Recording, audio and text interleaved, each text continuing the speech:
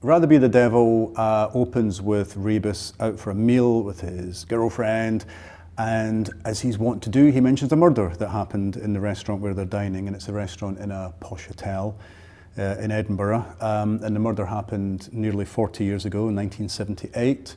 He was involved in it as a young detective that never got anywhere. And it starts to niggle him because he's still got the case notes back at home.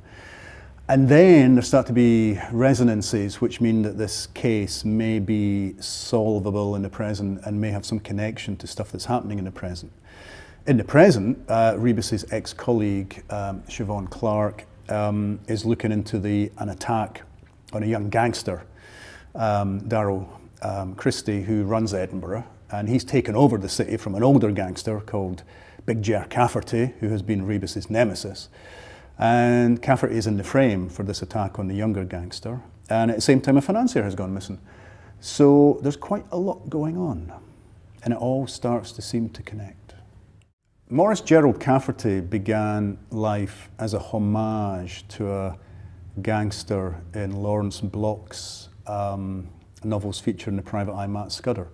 I was a big fan of those books and I liked his gangster figure. But also Cafferty I began to see was an interesting character to play off Rebus. It's like the two of them are like Cain and Abel. They're like Holmes and Moriarty. You never know if they're going to become friends or destroy each other. Both are possible. And in fact, everything in between that is possible as well. So they're very wary, not a friendship, but there's an empathy between the two of them. And of course, as the series progresses, they each save the other's life at various times. It's as though they can't live. The one can't live without the other. So they really are like Siamese twins in a way, or two sides of the same coin. But they're both aging, and so as Rebus retires and sees police work taken away from him and begins to wonder if he has any role left in the world, any useful role to play, so Cafferty's empire is wrested away from him by younger, more venal gangsters.